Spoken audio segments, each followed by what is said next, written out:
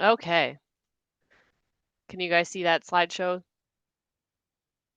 Hopefully. Yeah, we can see it. Okay. Awesome. Thanks, Linz. All right. So this is week 5. We're almost halfway. I guess this is the halfway point. Today's topic is going to be on fats. A very interesting topic. I think the world of fats and education and information behind it is definitely changing right now compared to maybe what we had learned in school around fats and the way society and the health sector views fats. So we'll jump into that. Before we get started, just curious how everyone is doing as far as tracking activity. Last week we did tracking sugars. So I'll show you my log at the end of the session. But if anyone succeeded or thought they did well in tracking sugars, or if anyone struggled or has figured out a great way to track things, or you're welcome to share out loud or type something in the chat, however you want to do it. But um, I've been really good on the activity side. I started strength training. I actually just noticed I broke a blood vessel in my finger, so that must mean I'm working to max capacity. Um, but I feel a lot better now that I've started to get active again. So next for me is to be a little bit more conscious on what I'm putting into my body. But I bought this makes me laugh. I bought celery, and my daughter's like, "Oh, what do we do with that?" So I clearly haven't bought it in a couple of years since she hasn't been around it. So she did enjoy it, but just to go to show you how far I fell off the wagon for a while. Okay, so we're going to talk about fats. Uh, like I said, there's a lot of information around fats. So we'll try to make some sense of it. Things are always changing, I would say, for sure, in the last probably 10, 15 years. The dynamic and conversation around fat has definitely changed. So, fat is a major source of energy. If you remember last week, we talked about how many calories are, which is energy, are in fat and protein and carbs. And fat by far had the most amount of energy in a gram, 9 calories of energy per gram of fat. So it's our largest source of energy per by bulk, I guess, by volume and stuff. And it can be very healthy for our body.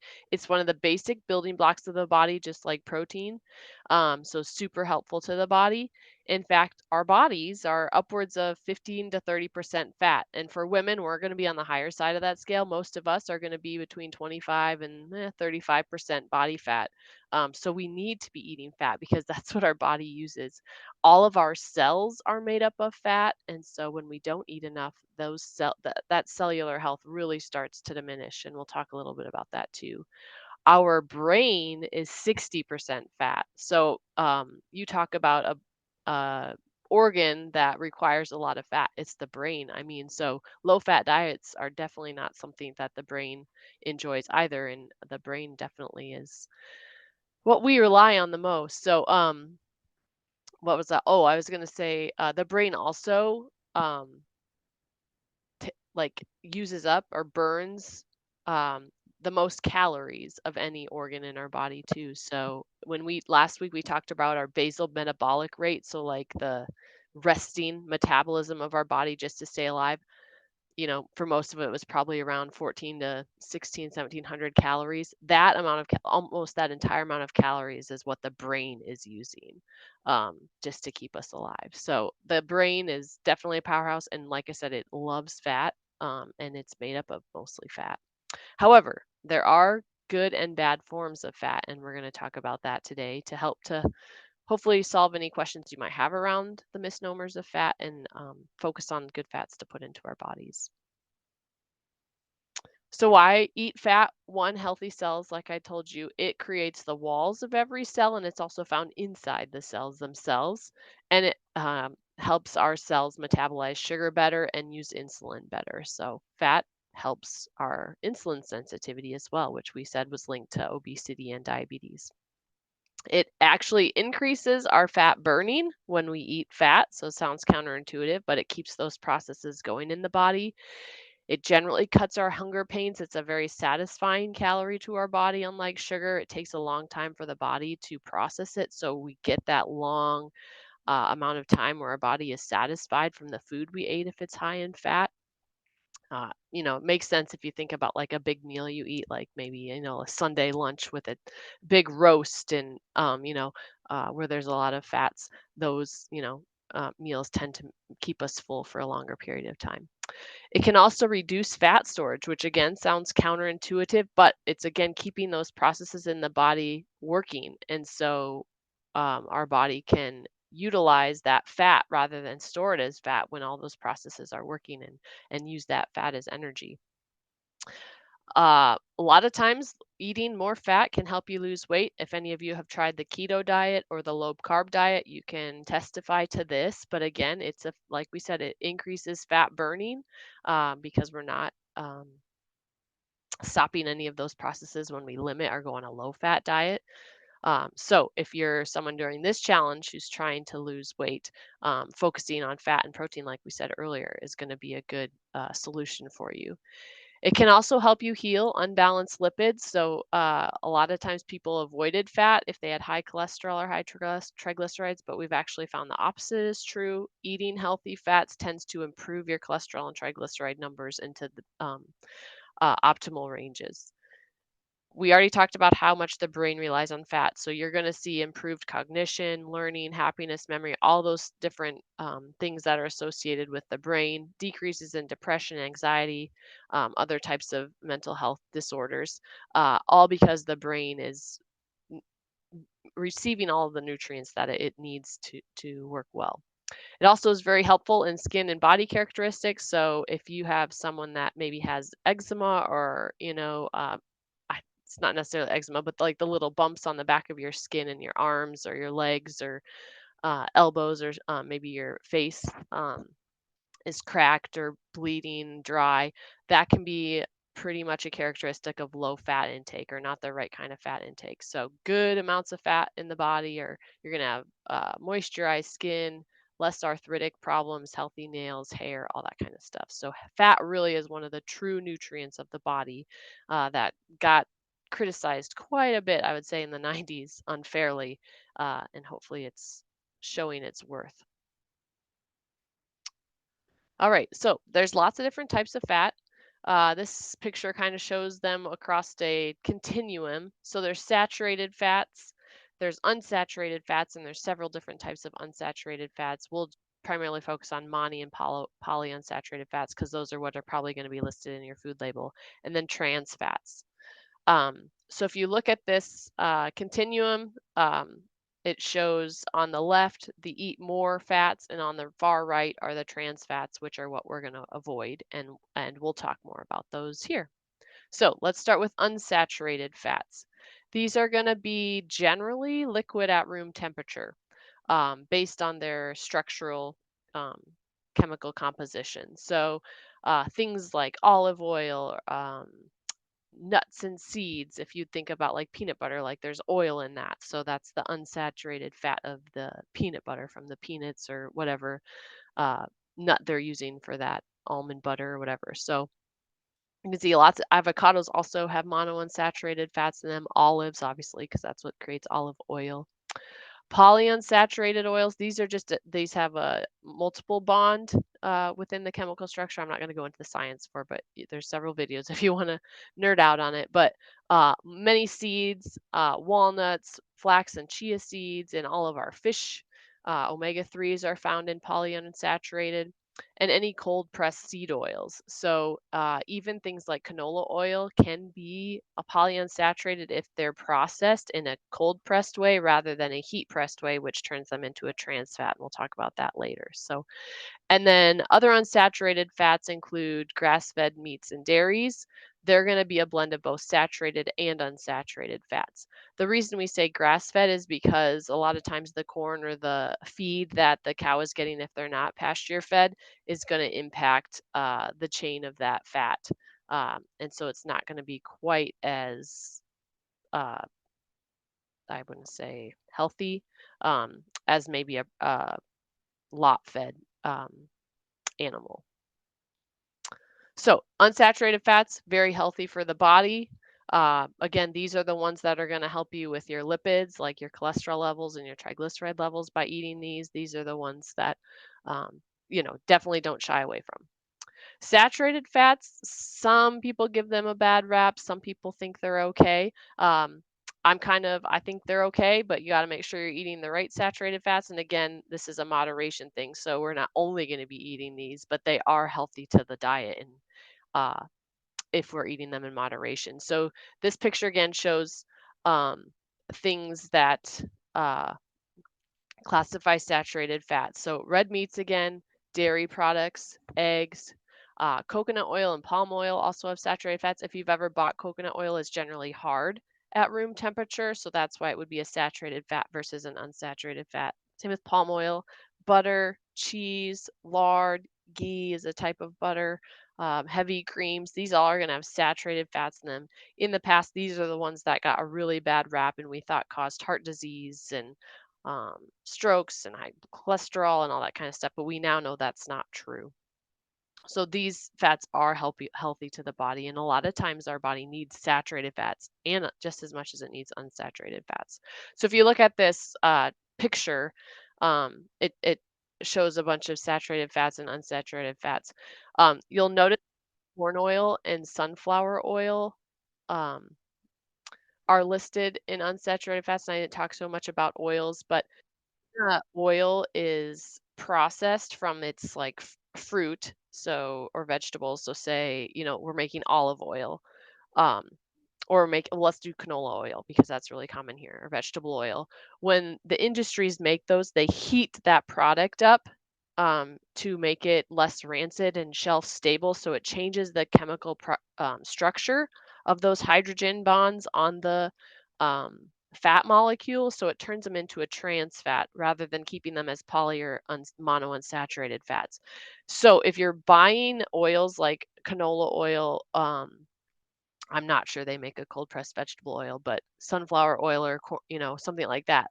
Look on the label to make sure that it was created using cold pressed um, processing rather than heat pressed. And it's not going to say it was heat pressed, but if it was cold pressed, it should label it on the menu or on the label. Excuse me. So if you're cooking with oils, look for cold pressed. A lot of times olive oils will also say cold pressed, but those are going to be our best options because they weren't heated to create and transfer them into a trans fat. Pretty much everything that's processed in our uh, grocery stores, fast food restaurants, and stuff is going to be a trans fat. And that's when they took either a saturated or an unsaturated fat and heated it to a point to make it more shelf stable and less rancid over time, that it transforms into a trans fat and is still used in these shelf products. So cakes, cookies, margarine, French fries, fast foods, um, anything that says hydrogenated in the ingredient list is going to be a trans fat. And those are the fats that are dangerous to our body and we want to stay away from. So, oh, I jumped ahead. So, trans fats, most of the time, are not naturally found in the environment. Most of them in our diet are altered fats. So they started out as an unsaturated or saturated fat, and then the food industry heated them to a point that it changed their chemical structure into a trans fat. And those are the more dangerous ones to our body. They cause inflammation and such. So we'll get to that. You're going to find them, like I said, in breads, donuts, pastries, things that you're going to buy, microwave popcorn, pizzas, chocolates, fast food, everything that's good, right? Chips. And so these are the things we're trying to avoid. The dangers behind eating too much trans fat is, number one, it contributes to inflammation, and inflammation is like the precursor to all diseases in the body. Heart disease, diabetes, cancers, fertility issues, obesity, allergies. The list is like never ending. Everything is contributed to inflammation, and inflammation can also be linked to excess trans fat intake. So if we're someone who buys a lot of things and eats a lot of things out of a box, we tend to have a lot of inflammation into our body. So again, cooking from scratch is very helpful, but also choosing the right fats to eat can be helpful. I also point out, like we used to teach a diabetes prevention class. And it was funny because we would have uh, we'd have participants come in and they'd be like, "Oh, I made my chicken nuggets in the air fryer, instead of deep fat frying," which is fine, but like they still had the hydrogenated oils in the original chicken nugget that they pulled out of the box. They just didn't, I guess, double it, which is okay. And then I've had other people say, "Well, we made our chicken nuggets in olive oil or canola oil or something." But the problem is when you heat any of those oils to a point, they're all going to turn into a trans fat. So don't think that you can just cook with olive oil and all will be well in whatever you're using.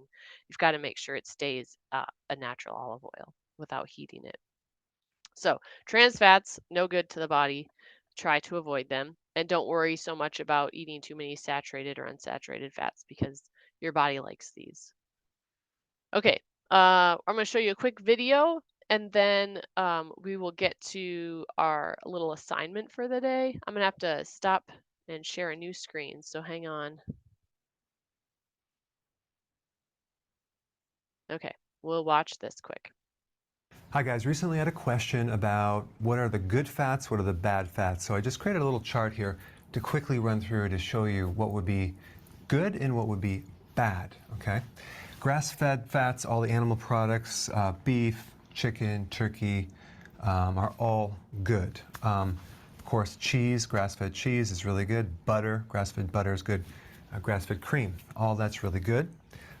Olive oil, even though it's omega-6, which is usually inflammatory, olive oil does not create inflammation. So that's a really awesome, good oil. Palm oil is good. Coconut oil is really good. Nuts and seeds have healthy oils. Peanut butter, almond butter, other nut butters are good too. Just make sure it doesn't have sugar in it or any type of additional thing. I like to get peanut butter organic with sea salt. Avocado is awesome. Flaxseed oil is good because even though it helps to balance estrogen, it will not increase estrogen beyond your normal limit. What it does, it gives you more good estrogen and it eliminates the bad estrogen, so the ratios are better. It will not increase more total estrogen than you already have in your body, so you don't have to worry about it. But this is a great omega-3 fatty acid. Sesame seed oil is really good as well. This is good for the blood.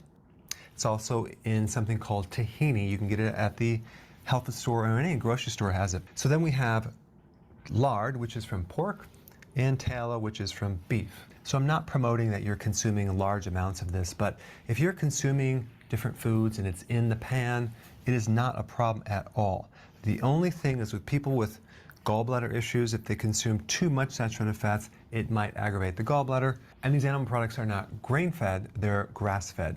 Wild-caught fish, a totally healthy type of omega-3 fat. Now, I put fish oils in the middle because if you're getting your fish oils from Costco or some large grocery store, it could be pretty rancid, so the quality is not there. So if you want a good fish oil, I would get something that's high quality. I like the virgin cod liver oil the best, but you can shop around for something very high quality.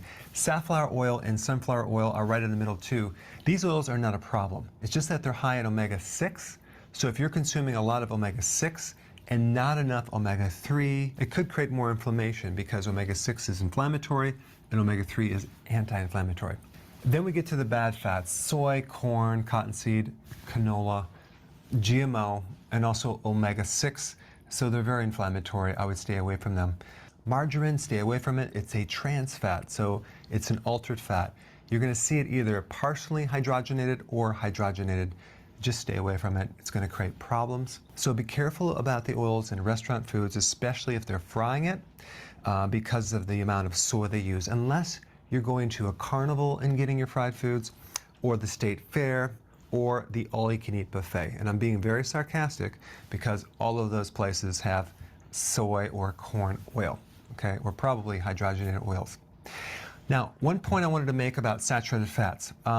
You need saturated fats for 50% of the cellular membranes that you have in your body. So it's a necessity. It's a beneficial thing. Now, I do want to bring up the fact that people are freaked out about saturated fats, but the Framingham study, which is an extremely large study over a long period of time, found some interesting data. I'll put a link down below. They found this, and you might find this hard to believe, that the more saturated fats that you eat, the less heart attacks you get, okay? Now, I'm going to put some data down below to check this out, but That's a fact, okay? So saturated fats do not create a problem. It's the insulin, it's the sugars that do it. And the other really important fact I'm going to bring up is that there is no study that connects consuming high cholesterol foods with increasing your cholesterol, okay? Why? Because your body makes cholesterol, and if you eat more, it makes less, okay?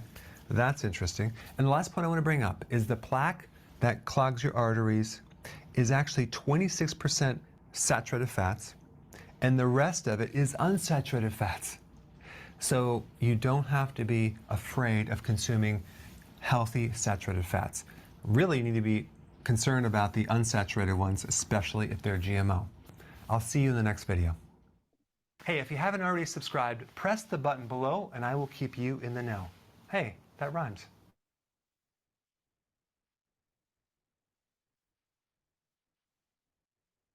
Okay. So that's kind of an interesting video, but I think he does a good job of explaining the different types of fats. He's got a lot of good information. His name is Dr. Berg. You can find him on YouTube, but if you like to nerd out on that stuff, you can check out a lot of his videos. Okay, so our assignments for this week are continue on the way you've been doing things, track your activity, track how much sugar you're eating, or if you're someone who's really into this fat trend right now, you can track how much food you ate that had trans fats in it, and hopefully that can start to decrease if you feel like that's more of your struggle. I definitely eat too much sugar, so I'm going to keep tracking how much sugar I eat. But if you're someone who's like, I have my sugar under control, I need to work on my trans fat or something, by all means, change what you want to track to make it fit your goals. And then again, hopefully you're tracking your weight once a week too to see how you're doing. So keep on keeping on. I've talked to some of you, and some of you are doing really well. So keep it up. Okay, that brings us to the end of the session. Next week, we're going to talk about protein, another important building block to the body with lots of good information behind it. But before we get there, do we have any questions from anyone?